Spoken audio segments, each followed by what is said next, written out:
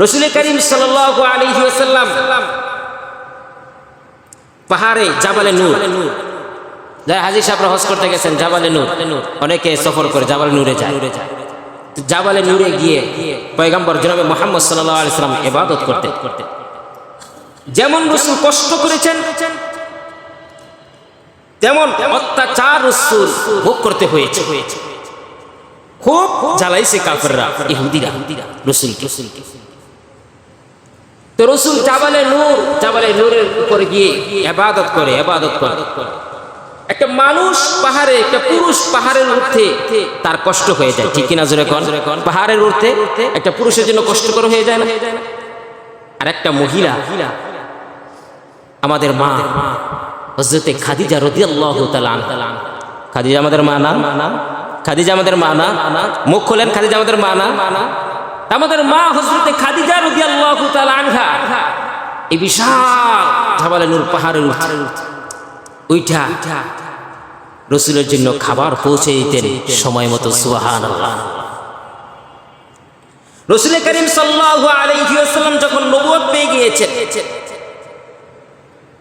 নবুয়ত পাইছেন রাসূল, 40 বছর হয়ে গেছে নবুয়ত পাইছেন।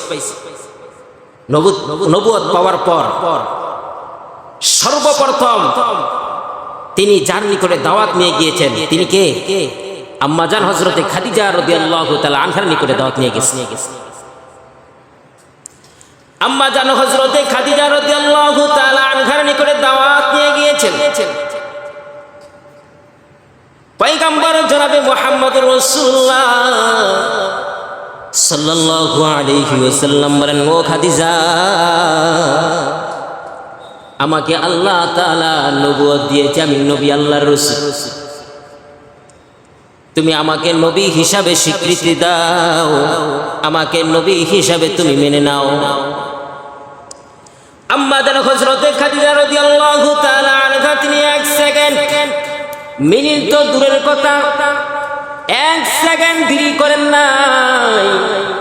সাথে সাথে আম্মাজান খাদিজা রাদিয়াল্লাহু তাআলা আনহা রাসূলের কালিমা পড়ে মুসলমান হয়ে গেলেন। লা ইলাহা ইল্লাল্লাহু মুহাম্মাদুর রাসূলুল্লাহ, লা ইলাহা ইল্লাল্লাহ, লা ইলাহা ইল্লাল্লাহ, লা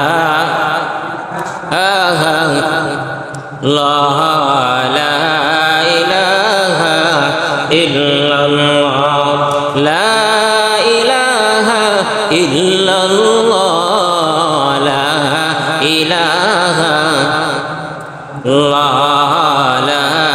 ইলাহা ইল্লাল্লাহ, লা ইলাহা ইল্লাল্লাহ মুহাম্মাদুর রাসূলুল্লাহ সাল্লাল্লাহু আলাইহি ওয়াসাল্লাম। আম্মাজান হযরতে খাদিজা রাদিয়াল্লাহু তাআলা আনহা বলতেছেন, ইয়া রাসূলুল্লাহ, ওগো আল্লাহর নবীজি,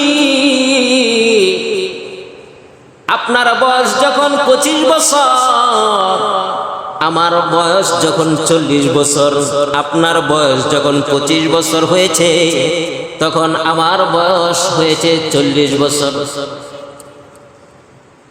15টি বছর আমি আপনার সাথে সংসার করেছি। কয় বছর? 15 বছর আপনার সাথে আমি সংসার করেছি। আপনার চরিত্র এমন আমি দেখেছি, আপনি এমন ভাবে উঠেছেন, এমন ভাবে বসেছেন, এমন ভাবে খাওয়া দাওয়া করেছেন, এত সুন্দর ভাবে বাথরুমে গিয়েছেন, আবার এসেছেন, এত সুন্দর ভাবে কথাবার্তা বলেছেন। আপনার আচরণ কথাবার্তা এগুলো দেখে আমার মনের মধ্যে এসেছে আপনি কোনো সাধারণ মানুষ নয়, আপনি কোনো সাধারণ মানুষ হতে পারেন না। আর আপনি বলেছেন আমাকে আল্লাহ তাআলা নবুয়ত দান করেছে, আমি আর দেরি করতে পারলাম না, সাথে সাথে আপনার কালিমা পড়ে আপনার প্রতি ঈমান এনেছি। সুবহানাল্লাহ। দীর্ঘ কয় বছর রাসূলের সাথে সংসার করেছে? 15 বছর। রাসূলের বয়স 25 আর ওনার বয়স হলো 40। তো কয় বছর হলো? 15 বছর না? তো 15 বছর রাসূল এই 15 বছরের মধ্যে আপনার যে কথাবার্তা, ওঠা বসা, আচার ব্যবহার, এগুলো দেখে আমার এমন মনে হয়েছে আপনি কোনো সাধারণ মানুষ নয়, নিঃসন্দেহে আপনি হচ্ছেন আল্লাহর নবী পয়গম্বর। সুবহানাল্লাহ। সর্বপ্রথম হযরতে আম্মা জান খাদিজা রাদিয়াল্লাহু তাআলা আনহাকে দাওয়াত দিলেন আর ঈমান এনে বললেন। আর একজন পুরুষের সার্টিফিকেট, সর্বোত্তম সার্টিফিকেট দিতে পারে তার স্ত্রী, ঠিক কিনা জোরে কোন? একটা পুরুষ সে ভালো না খারাপ, সর্বপ্রথম যেটা উত্তম সার্টিফিকেট কে দিতে পারে? এটা স্ত্রী দিতে পারে। স্ত্রী জানে তার স্বামীটা কেমন, স্ত্রী জানে এই পুরুষটা কেমন, ভালো না খারাপ। আর রাসূল করিম সাল্লাল্লাহু আলাইহি ওয়াসাল্লামের স্ত্রী সর্বপ্রথম সার্টিফিকেট দিয়েছে। সুবহানাল্লাহ। তারপরে সার্টিফিকেট দিতে পারে হচ্ছে তার বন্ধু, যার সাথে সে চলাফেরা করে, সে কইতে পারবে, বলতে পারবে লোকটা কেমন, ভালো না খারাপ, ঠিক কিনা জোরে কোন? আম্মা জান খাদিজা রাদিয়াল্লাহু তাআলা আনহাকে দাওয়াত দিলেন, ইসলাম গ্রহণ করলেন। তারপরে সাথে সাথে তিনার